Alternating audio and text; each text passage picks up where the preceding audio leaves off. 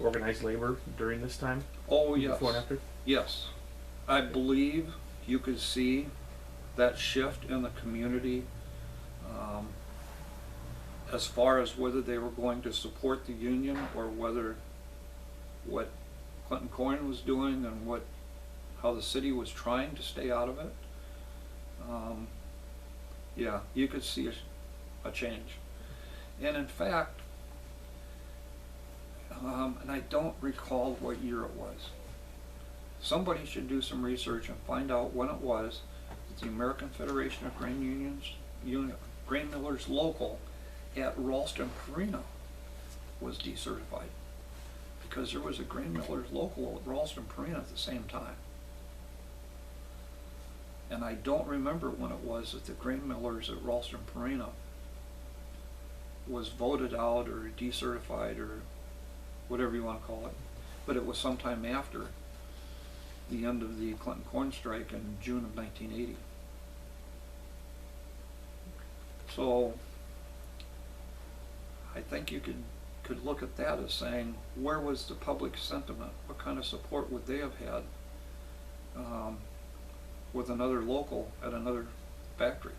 And in fact, I can remember where there were times where there were strikes at Ralston Purina also, and the police department was on the same type of increased alert status, prepared for, go observe what's going on, report what you see, and find out if we need to send more people down there and keep the peace. It's not legal to vandalize the cars of workers going to work. It's legal for them to walk across a marked crosswalk and block the marked crosswalk. So then we'd have to get out if that was the case and help both ways, stop the pedestrian traffic, let the cars through. Okay, they're breaking the cars, pedestrian traffic, come ahead. And that puts us in the middle. Mm-hmm. Mm-hmm. And both sides are going, hey, okay, what do you want me to do? Mm-hmm.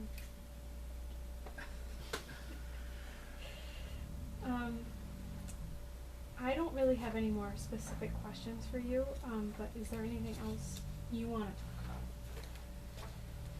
that you haven't said yet? Not that I can think of. Okay. Not right offhand. Well, I was just going to ask you because obviously you talked a lot about the conflict at the work site. What about in the wider community? One of the articles that talked about this kind of looked at it. They looked at the incidents of, for example, of vandalism reports. There's 300 some over the course of less than a year. So, can you talk a little bit about that? How that played out?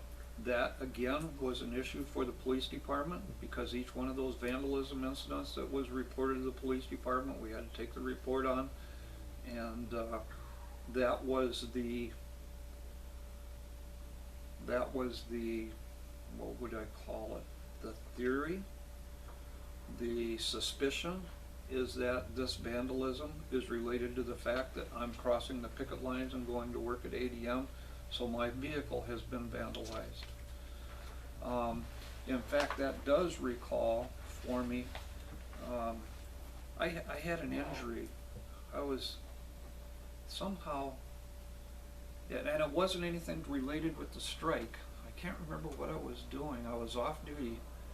I did something where I had an injury to my eye where it was treated with the medicine that caused the pupil to be fully dilated, wide open.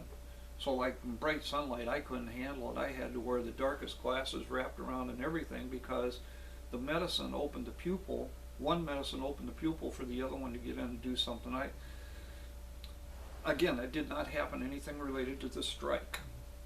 But because I was not able to work, I was put on a surveillance where we had to watch union members' homes that they were complaining that some of the leaders of the union were complaining that their homes were targeted for vandalism, and other people in management at Clinton Corn Processing were complaining that their homes were the targets for vandalism. And I was placed on a surveillance overnight in my own car watching a house of one of the principals and I know which one it is, and I could tell you it serves no purpose for you to know. But it was either someone from the Union or someone from Glencorn that I spent the whole night sitting on the street watching their house in case somebody come by to throw rocks through the window or to vandalize a car that was sitting in the driveway or whatever.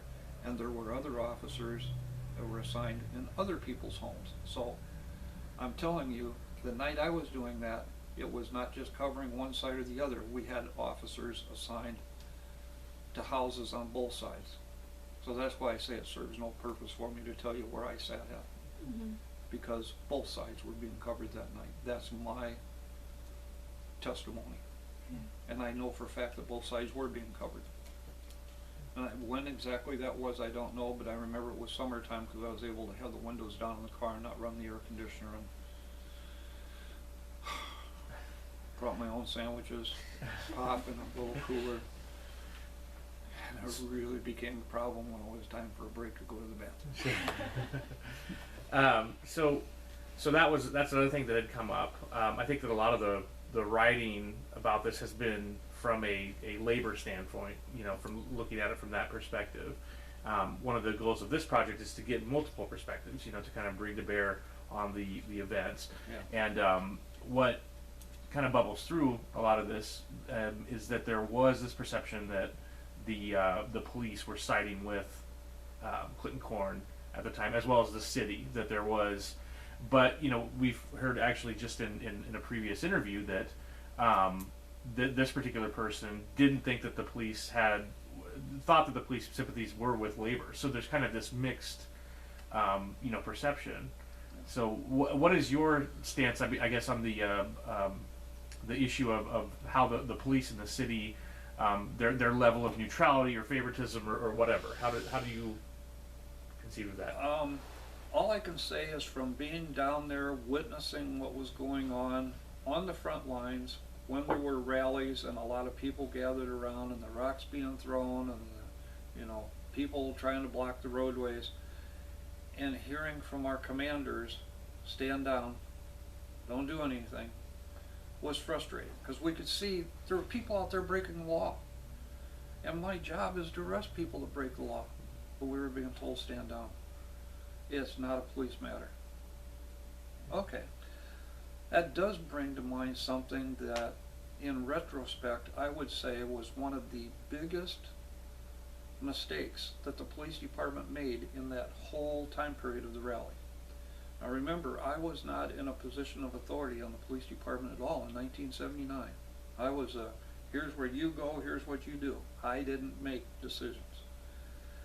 And I don't remember what rally it was. It may well have been the Labor Day rally. But not knowing exactly when the rally was going to occur, when the people were going to show up, we were going to stage, as a police department, we were staging to be prepared somewhere. Guess where we staged at? They brought us inside the plant at Clinton Corn Processing and held us in the cafeteria, where we had access to the vending machines, and we're sitting there eating out of the vending machines and drinking pop, waiting for the people that are outside monitoring what's going on to say, okay, they're showing up, let's go. And when it came time, okay, line up here, we're going this way, we're going to go around this building out here, and here we are coming from inside the plant gates. That was wrong. I'm here to tell you today, that was a bad move on the part of the police department. I did not make that decision. I can't tell you who made that decision. But that in itself was one that really made, I think, a lot of union members really took off that there's proof. And it wasn't. It was a staging issue. It was, okay, so where are we going to stage at? Mm-hmm. At the time, our offices were at the law center up by the courthouse, 7th Avenue North. And the offices there were too small. You couldn't have had 35 people staged there in that building. Where are we going to put everybody? You're going to be sitting in lawn chairs outside. And also, you want to have a staging area as close to, but not in, the scene. Whoever made the decision to go inside the gates and sit there and wait, I don't know. I would not have made that decision, but it was not mine to make. You touched on this a bit earlier, but as far as, you know, you talked about Clinton maybe not necessarily recovering, you know, since then, and it was for a number of factors, you know, Sure. that coincided with the strike. So, what, I guess, lessons do you think the community takes away from it, or how do you think it's have there been other, I guess, long-term impacts of that time, and what lessons can we learn from that, or have you learned personally, I guess? That's a very difficult question to answer because so many things are interrelated, and it's just a historical thing. The same strike could have occurred in 1975 and we wouldn't have had the same economic meltdown. So it's impossible to say. Right. And so much of it has to do with the type of leadership that arose from within the community since then. For me to get any further into that would be getting into my political convictions. Sure. And that's a debate that goes on every day in the positions of power in Des Moines and Washington, D.C. It serves no useful purpose for me to get into my personal political persuasions on the result of some of that stuff. Sure. But look at who we have elected to send to Des Moines since then.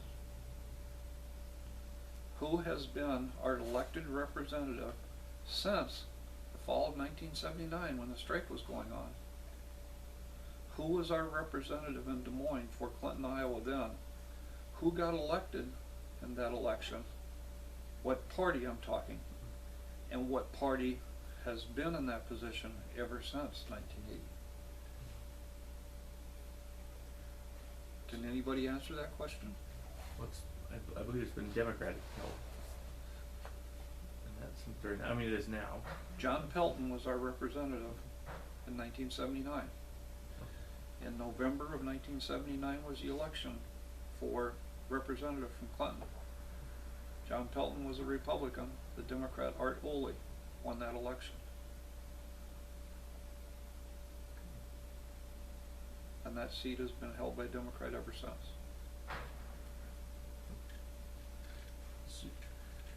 One more thing, I guess. So the, you know, talking about kind of the impact. One of the things that also comes up when you hear stories about this is that there were instances where families were divided. There was a lot of there were divorces. There were mental issues, things like that. And just what you spoke to yourself, you know, the falling out that you had with your own family. Has that something over the years? Has that been you know, bridged, or does it still? Or did it create problems later? I guess, how was that approached afterwards?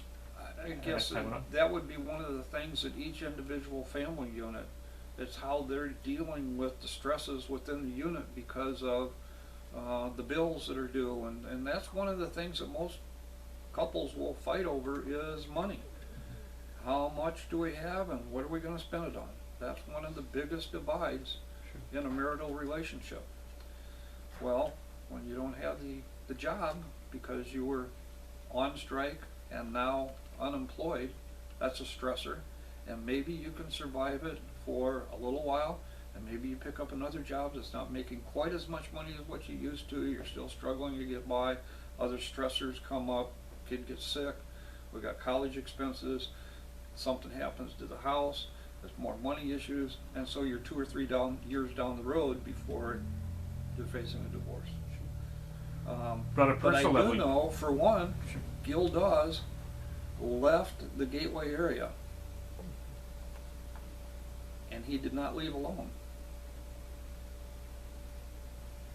He left with the ex-wife of one of the union members.